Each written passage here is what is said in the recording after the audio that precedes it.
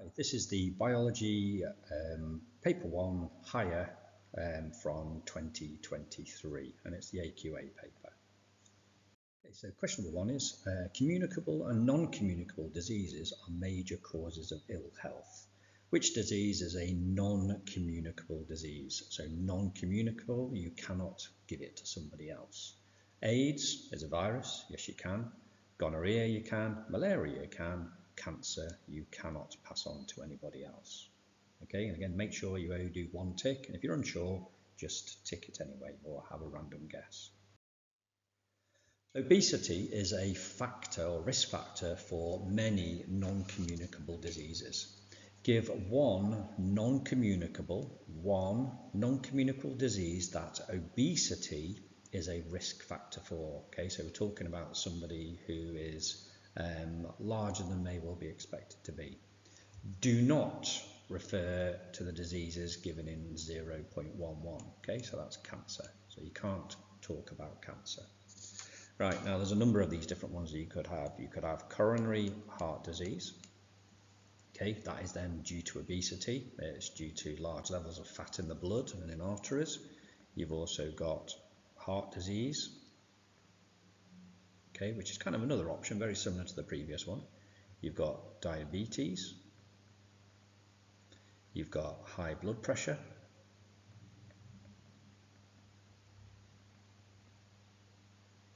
Okay, and then you've even got something like depression. Okay, so they are all non-communicable, right, that are often due to being overweight. Question 1.3. National policies, right, so we're talking about policies, are used to help people who are obese to lose weight. Okay, so it's like a government thing that's been introduced to help people actually lose a bit of weight. One national policy is reduce the amount of sugar added to food and drinks. Suggest one other national policy. So they're not after a theory, what they're after is they're after a policy that could be put into place to help people lose weight. So you could have tax on sugar, okay, sugar tax, or a fat tax, okay, where foods that then have got more sugar or more fat in, all right, then what you can do, the government could add a tax to it. There could be a policy on education. You could have a policy where you are restricting advertising, okay, on foods that have got large amounts of sugar and fat in them. One that's quite a good idea as well, you could have calorie information in restaurants. Okay, so you know you go to McDonald's and you see on the back of the pack where it says there's this amount of calories in this, there's this amount of these, right? And generally in restaurants you don't do it. But what you need to do is you need to make sure you are talking about policy that the government could come in and they could then say this is a national policy that is then going to reduce the weight of people that are already obese. Question number 1.4. So what we've got here, BMI, body mass index, is a measure of obesity. BMI is a calculated using the equation there, right? So we've given the equation, which is fantastic. Then what we're given a table that tells us the category. Okay, so a person is 1.64 meters tall and has a mass of 69 kilograms. Okay, so I'm now going to write down the formula. BMI equals body mass in kilograms. So I'm going to look for my mass in kilograms, which is 69. You just got to do your calculations every single time. Divided by your height in meters, 1.64 squared. Okay, don't forget the little squared that's up there, because all of a sudden that will just be then throwing marks away. Then what I would do is I'd do equals, and I'd do my sum, and I'd go 69 divided by 1.64 squared, so you do your squared first, 2.6896. Now the reason why I do that is I do it as an extra step, is because you could quite easily just put into your calculator 169 divided by 1.64 squared, and the sum could work out wrong based on your calculator. That then says the answer is 25.6. Okay, so what you've got there is you've got a mark for your calculation, you've got a mark for your answer, and then the bit that people forget about is the person's BMI category, right? And often what people will do is they'll write in the number there, right? It's not asking for that, it's asking for the category. Okay, so the category, you go over to this table on the left hand side here, you look at 25.6, which is in that one there, and so what you'll do here is you will write in overweight, okay, because that is then the category. Question number 1.5. Okay, so scientists investigated the effect of smoking and of BMI on the birth mass of babies. Women's BMI categories were determined before the woman became pregnant. Okay, so they're looking at women's BMI, pregnant women, and it is before women became pregnant. Okay, so 1.5 suggests why BMI categories were determined before the woman became pregnant. All right, so women gain weight during pregnancy. Okay, so you just got to think about it. You've got to think about a typical woman and their BMI. Right, their BMI might be completely and utterly normal, but when a woman is pregnant, what they will naturally do is they'll naturally put on a little bit of weight. Okay, and also suggest by BMI were determined before the woman became pregnant, and also BMI done before pregnant because the baby adds weight. Okay, so obviously if a woman's pregnant, all right, then the baby's going to grow inside the woman, and the woman's going to naturally put on weight as well. Okay, 1.6, right, let's have a look at our graph first. Figure 1 shows the results. Mean birth mass of baby in grams. Okay, so we've got to notice that that's in grams and it's the mean birth mass. BMI category of women before pregnancy. Right, so now what we're doing is we're looking at smokers and non-smokers. Right, so what we can do is we can see patterns. Okay, so immediately, right, I can see that all the white boxes are bigger, okay, than the smokers boxes, which means the mean birth mass of non-smokers is bigger than smokers. Okay, so give two conclusions, right? And it's numbered there, 1 and 2. So obviously what I can do then is I can then work that out. Two conclusions, right? So what I could do here is I'm not going to be able to write this very well. Smokers' babies have lower birth mass. Okay. Now what you could do there is you could have non-smokers' babies have a higher birth mass. Okay, you can flip it round either way. Okay, then what you could also do is you could also have that obese women have heavier babies, and you can also have underweight women, I can't write it all, underweight women have lighter babies. Okay, so you can see that because you've got an obese woman who's a non-smoker has a heavier baby than an underweight woman who is also a non-smoker. So there's a good comparison. We can also talk about smoking. Smoking had least effect on overweight. Oops, can't wait. Overweight people, and then you can do the converse, which is then smoking had more effect on underweight. Okay, now obviously what it's doing there is asking for 2. It's only asking for 2, right? But what I've done is I've given about 4 different possible examples just by looking at that individual graph there. Question number 1.7. Measles is a communicable disease, which means you can give it to somebody else. And it's also a virus. Okay? Describe how the measles virus is transferred from person to person. Okay, so it's a describe, so all we're doing is we're telling facts, but I do notice here it's worth 2 marks. All right, so just look at the question. Describe how measles virus has been transferred from person to person. So if I've got measles, how do I get it to somebody else? So the first stage is I could cough, I could sneeze, and that could then give out droplets that have then got the virus in it. But if you think about it now, all I've done is I've then talked about how I actually get it out of me. I haven't talked about how I actually get it into the other person. Then the second one is the droplets are inhaled by someone else. Okay, so if you look at the question then, right, how is it transferred from person to person? Okay, it's not how I give it out, or it's how the other person gets it in, it's how it is actually transferred. Okay, 1.8, athlete's foot.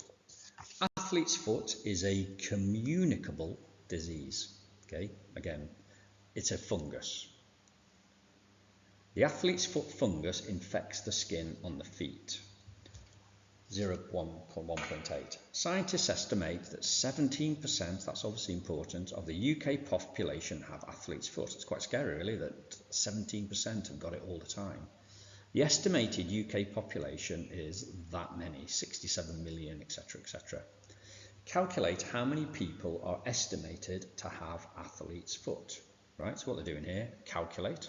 I'm going to be doing a sum. I'm going to do my working out here, and then what I'm going to do is I'm going to put an answer here. How many people are estimated to have athlete's foot? Now, there's a number of ways you can do a percentage. The way I like doing it is 17 over 100 multiplied by 67961 or you could do 0.17 multiplied by 67961 whatever it ends up being. That equals 11,553,523.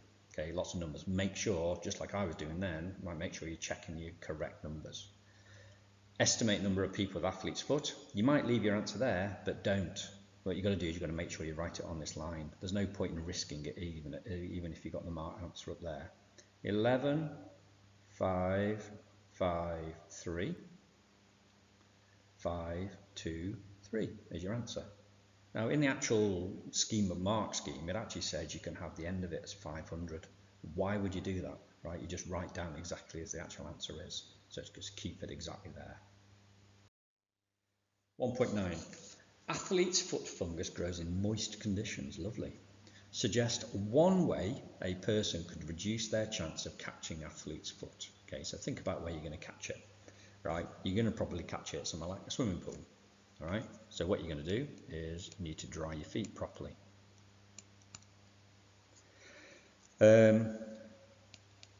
Don't share towels or socks. Not quite sure why you would share socks, right? But if you've got somebody in your family, right, they need to be checking to see if they've got athlete's foot or not. And if they have got athlete's foot, right, they need treatment for it. And you also don't share towels and socks.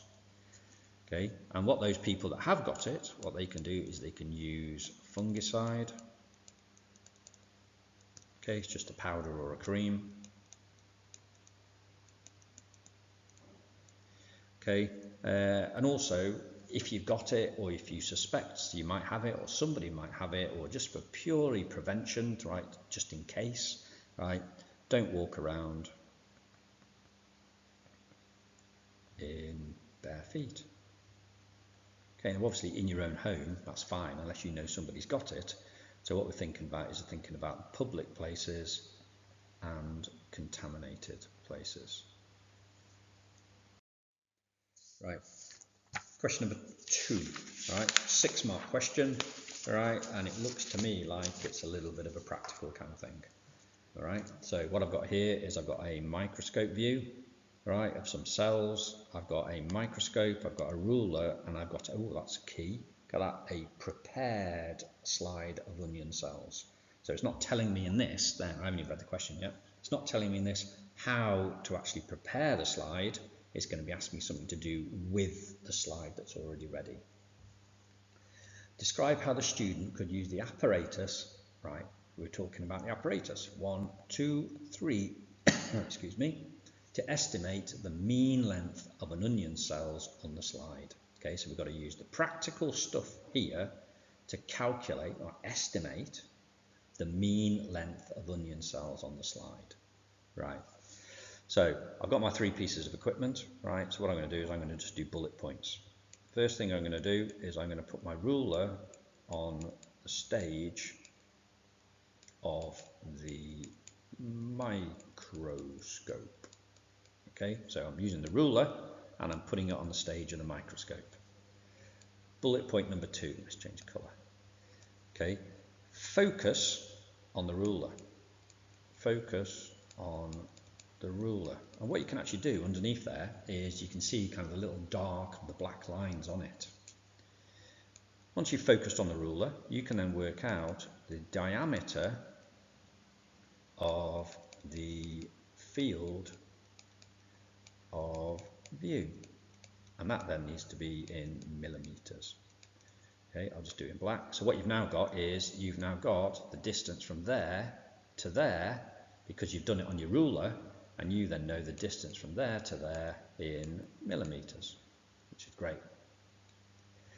Now focus on the cell, right? So what you do now is you focus on the cell. Okay, so you're not worried about the ruler anymore. All you want to do is focus on the cell because you now know the distance across. Use the same magnification.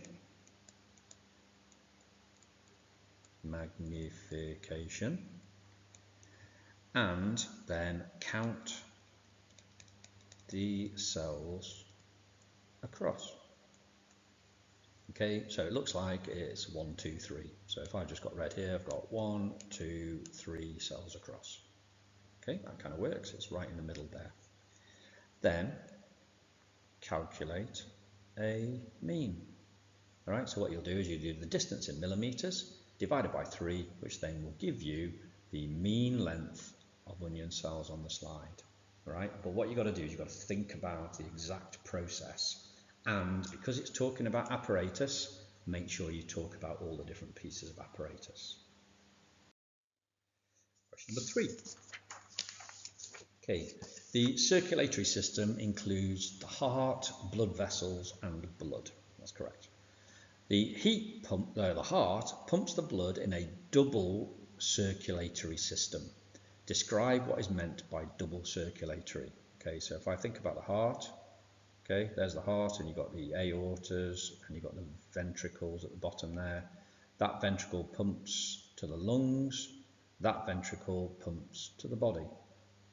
Describe what is meant by a double circulatory system.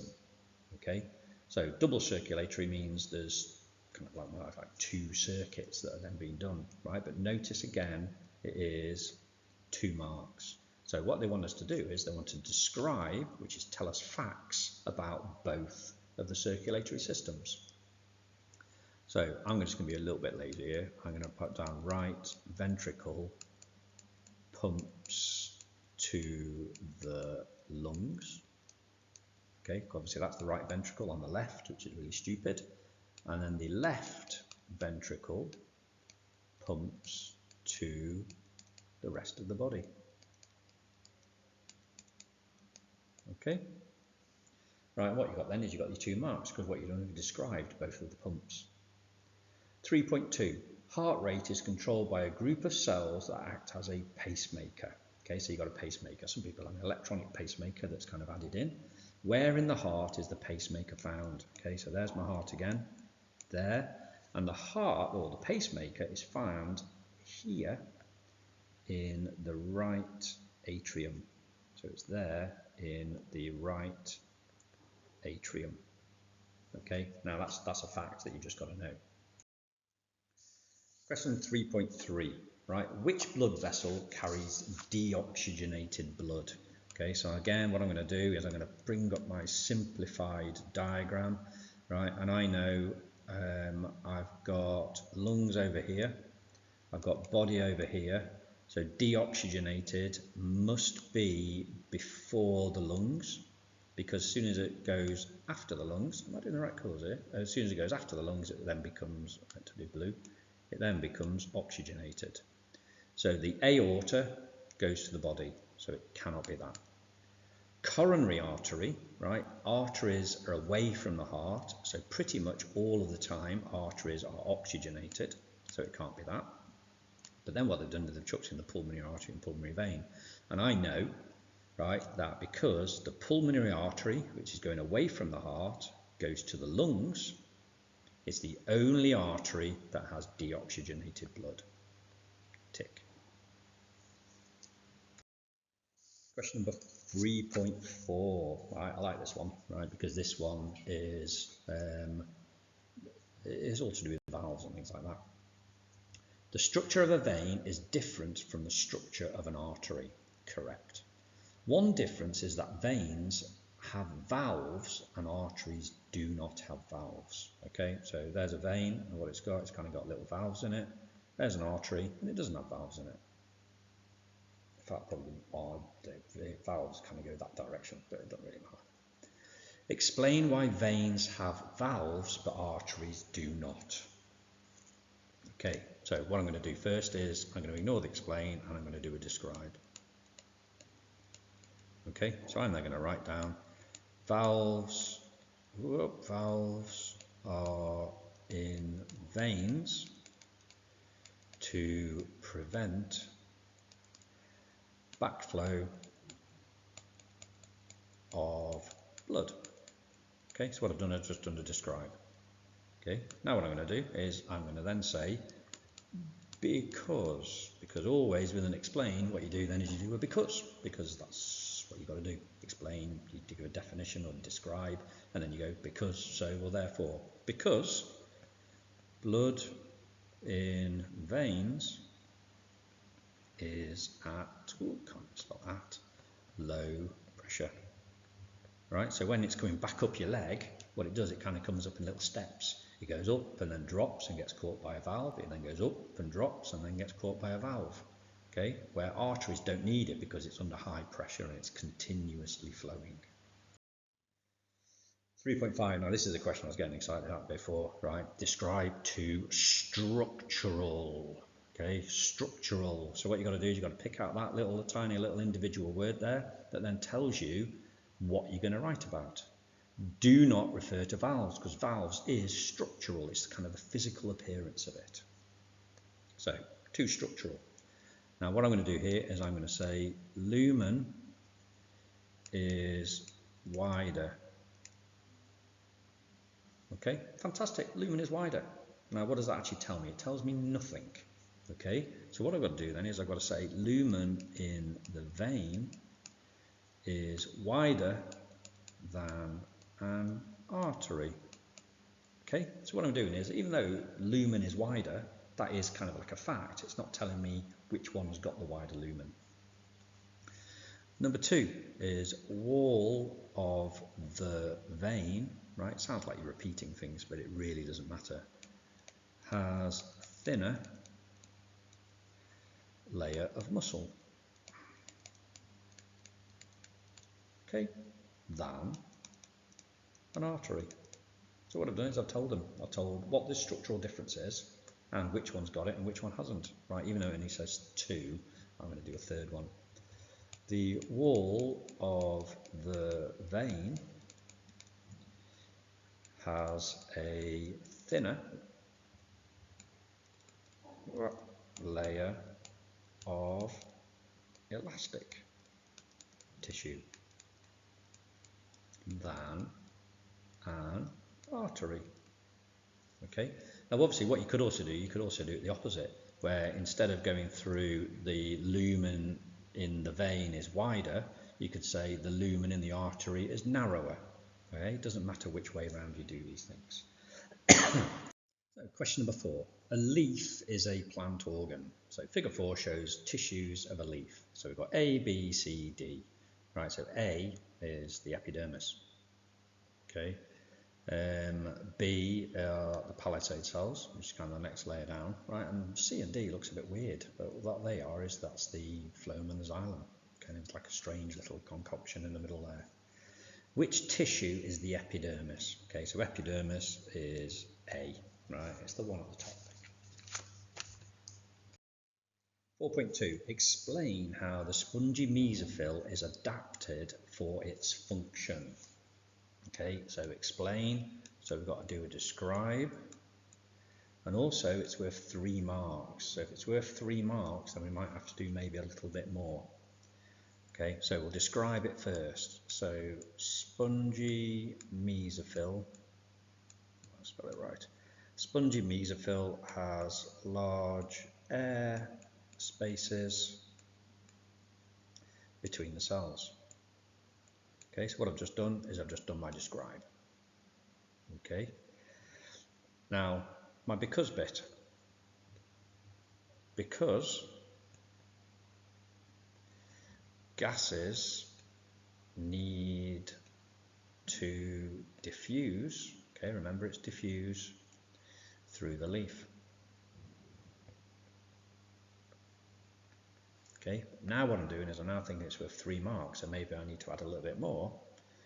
So the leaf can photosynthesize. Synthesize. Okay, so the leaf can photosynthesize because the gas has reached the palisade cells. Okay, so really what it's doing there is it's asking you to put in a lot more information than you would maybe on a 2-mark explain question. 4.3. Explain one way that xylem is adapted to its function. It's only 2 marks, right? So what I'm going to do is I'm now going to write down xylem is a hollow tube. Okay, then what I'm going to do is I'm also going to write down xylem has lignin. Okay, so I've done a describe. So what I've then got to do is I've then got to do a so, a therefore, or a because. So xylem is a hollow tube, so there is no obstruction to flow of water. Xylem has lignin to hold the tube open.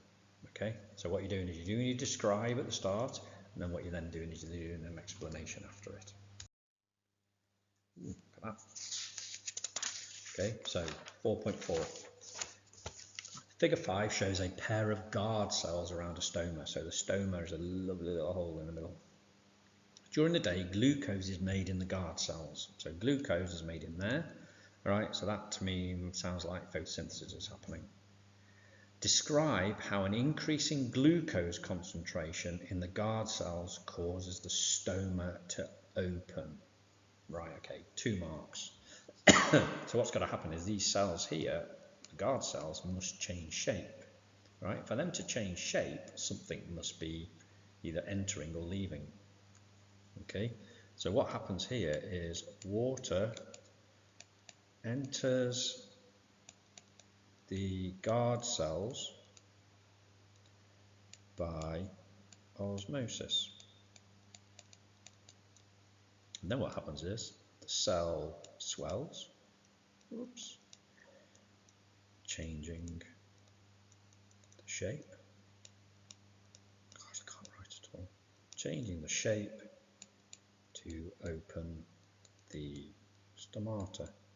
Okay, because obviously osmosis is all about water, right? And this is all about water, and the fact that the concentration is increasing in the cell itself, so therefore water must go in. Question number 5.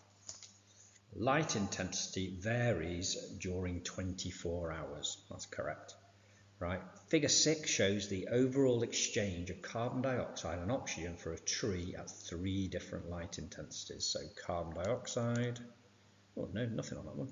Carbon dioxide, and then we've got oxygen, and we've got oxygen. We've got no oxygen in the middle one either.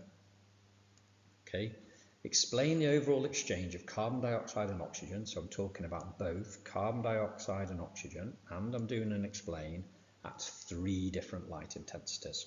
Okay, that's worth 6 marks. So you know what I'm going to do? I'm going to start planning it out now. Bright light,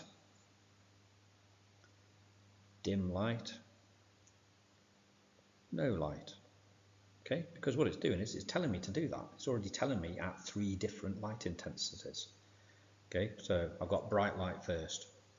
So I'm going to have to write this in quite brief because I haven't got very much space. So photosynthesis is high. Okay, I know that because more carbon dioxide is going in. So photosynthesis is high due to high light intensity. So therefore, oxygen is released. Dim light. Now, what it looks like on dim light, it looks like nothing's happening, but it is. It just means that carbon dioxide and oxygen is going in and out at the same levels. So for that one, there is no net flow. Therefore, respiration equals photosynthesis. Okay, so it's exactly the same. So there is stuff happening, it's just not happening. There's no difference between them. The final one, let's do some blue. No light, that means there is no photosynthesis because there's no light. So therefore, no CO2 is absorbed. And therefore, O2 is entering. So that means respiration must be happening. Question number 6. Question number 6. Right. Question number 6. Amylase is an enzyme that digests starch in the digestive system. Good. Salivary amylase. That's one good example. Explain why starch has to be digested. All right. So explain. 2 marks. So let's describe it first. So starch is an insoluble molecule. Okay, so that's what starch is. Okay, it's a big long one. Okay, it's loads and loads and loads, a big long chain of glucoses. Okay, so therefore, starch is an insoluble molecule, so it cannot be absorbed by the small intestine. Fabulous. Okay, because, or what happens is it then needs to be broken down, which is the job of the amylase, into small soluble molecules. And then what happens is they can then pass across the small intestine membrane. 6.2. Okay. Right, so we've got a graph. A student used a colorimeter, okay, that's measuring the amount of colour, to investigate the rate of starch digestion.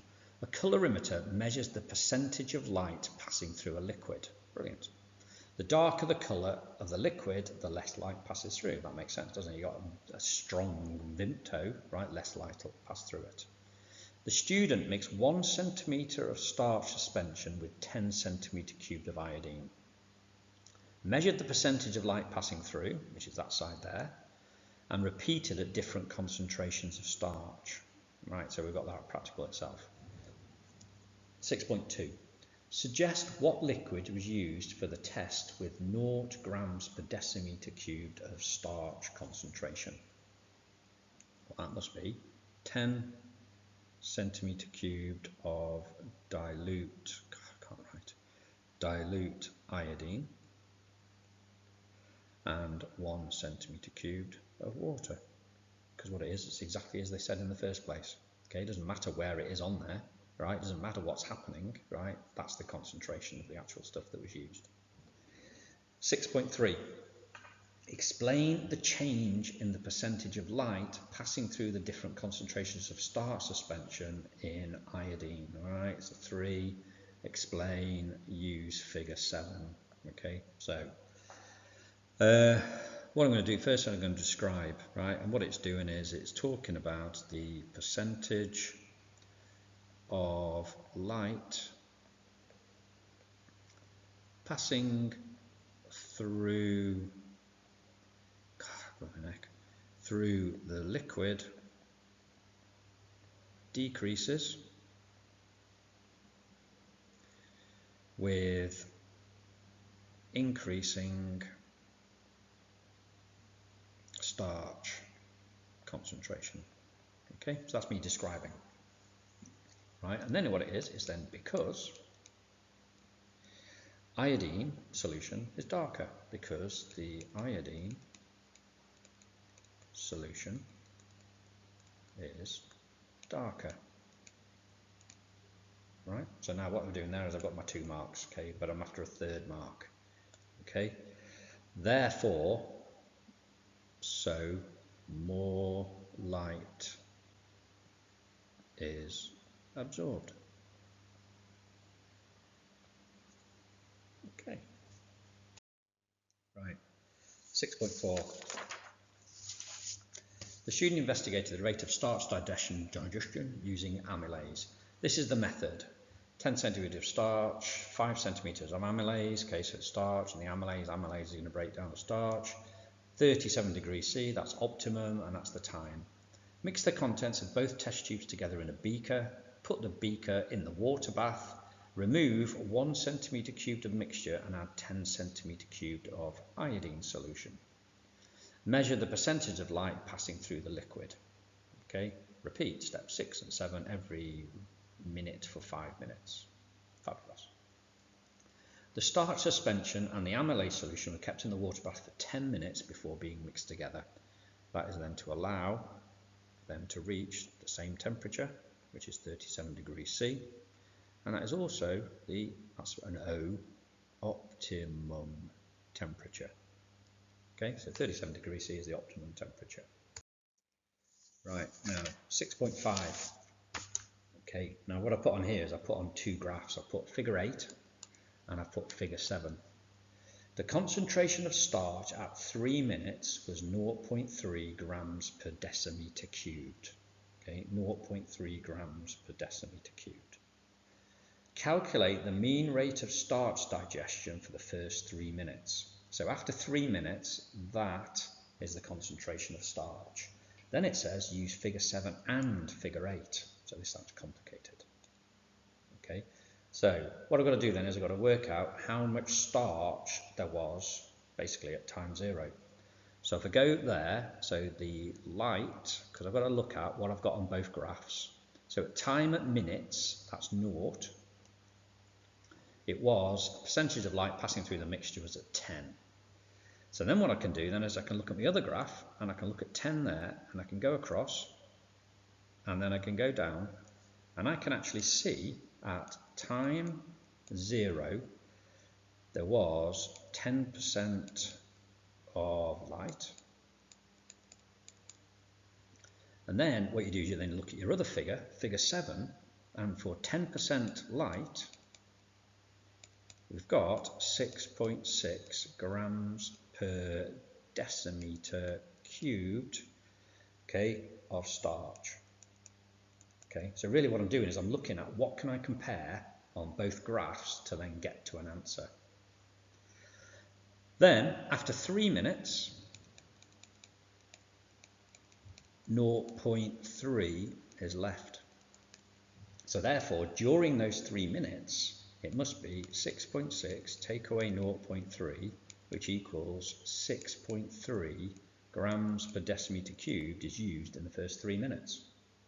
And because it's 3 minutes, divide by 3, 6.3 divided by 3 is 2.1.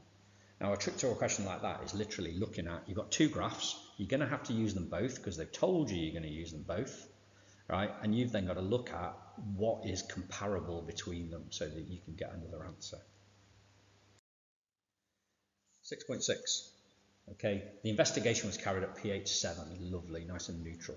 Explain how the results would be different if the investigation was carried out at pH 1. Use figure 8, 3 marks. Right, so let's describe. So what happens is at pH 1, the active, site will change shape. Okay, that's a describe. That's what's actually happening, right, at pH 1. Therefore, starch will not be digested, and the percentage of light will stay at 10 because there is no change, because the pH of 1 has then completely and utterly ruined the enzyme. Question number 7. Okay, where do mutations happen in bacterial cells? Okay, so my gut feeling there is I'll say the nucleus, but obviously it isn't the nucleus because we know it's a bacterial cell. So the DNA can be found in plasmids. It can be found where you can talk about chromosomes, because they've still got chromosomes, and you can talk about the DNA. A scientist investigated which antibiotic A, B, C, D, E killed Staphylococcus aureus, S. aureus bacteria. Okay, so there's our Petri dish, right? What we can do is we can see the circles around some of them, like that one, and that one, and that one, and there's no circles around E and C. So the method is grow Staphylococcus aureus bacteria in a Petri dish, cut 5 small discs of paper, soak each paper with a different antibiotic, so that's what we're changing, put the 5 pieces of paper in the Petri dish and keep it at 37 degrees C for 24 hours. A clear area around a disc shows where the bacteria has been killed. 7.2. The scientist concluded Staphylococcus aureus is resistant to antibiotics C and E. So C and E, there is no circle around the outside of it. So to me, that kind of makes sense. So explain, let's describe first. So no clear area around C and E. Okay, and what that means is, so no bacteria are killed. Okay, so what you're doing is you're adding to kind of the information that you're giving. 7.3, that's nice and big. Okay, the scientist later discovered that Staphylococcus aureus is not resistant to antibiotic E. All right, that's interesting. Suggest how the method was developed and showed that Staphylococcus is not resistant to antibiotic E. Right, so what we've got is we don't know how much antibiotic we've got. So what you could do is you could increase the concentration of the antibiotic, okay, because we haven't talked about an antibiotic, we haven't talked about the amount that there is. It might be just that it wasn't enough to actually do anything. Then what we'd see is we would see a clear area where the bacteria are killed. Okay, broken bones are sometimes repaired using a metal implant. How exciting. The area around an implant can sometimes become infected with Staphylococcus aureus bacteria. The infection is usually treated with long-term course of antibiotics. It's a bacteria and it's antibiotics. Long-term use of antibiotics has led to the development of antibiotic-resistant bacteria. Research is being carried out on alternative treatments. Stem cells from bone marrows and from fat. And a scientist investigated the effect of 4 treatments on the area of infection around metal implants. Treatment number 1, unreactive, so nothing.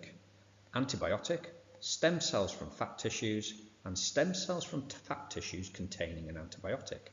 So you're kind of combining that one and that one to make the last one.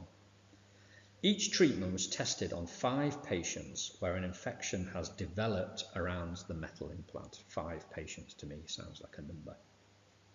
After 7 days of treatment, the scientist calculated the ratio of area of infection as a ratio to total tissue area. 7.4, what was the independent variable? So don't mess in class. Independent is what we change. So we changed the treatment around the implant. Okay. Question number 7.5. Suggest one advantage of using stem cells from fat tissue rather than using stem cells from bone marrow, right? If you imagine you get stem cells out of my fat, it's all over the place. Out of bone marrow, it would be a nightmare. So it is easier to obtain, right? Now that's a terrible answer really, right? fat stem cells are easier to obtain, and fat stem cells cause less invasive or less invasive. 7.6. Stem cells containing antibiotics were produced by growing the cells for 24 hours in a solution. So there's your stem cell, and in it at the time there's loads of antibiotic around the outside. Okay, the stem cell's got no antibiotic in it. How did the antibiotic enter the stem cells? All right, well, it's not osmosis, because that's water. It's not translocation, because that's to do with the plant. Active transport is going against the concentration gradient, so it must be diffusion. Okay, and that is then because the concentration of antibiotic is higher in the solution rather than the stem cell. Figure 10 shows the results. Okay, so what we've got is we've got area of infection, total area of tissue, okay, up the side there. We've then got unreactive, antibiotic, stem cells only, and stem cells containing antibiotics. All right. What was the range of results for the treatment with stem cells only? So the range is 0.09 to 0.31. Okay. A student looked at the results and concluded injections of stem cells containing antibiotics should be used to treat all implant-related infections. Okay, evaluate. So what we're going to do now is we're going to think about the advantages. I'm going to put pros and cons. Okay, so the advantage is that the stem cells with antibiotics have the smallest area of infection. Okay, and you can tell that from this information here. Another one is there was a small range. Okay, all the little crosses are nice and close together. Disadvantage is only 5 people were tested. Okay, that kind of reasonably obvious right at the very start. Some results are similar, whether it is with stem cells plus antibiotic or just antibiotic, as in these two here. And also other things aren't included. Age, gender, health, they're also not included, so they are kind of disadvantages, right, to the entire process.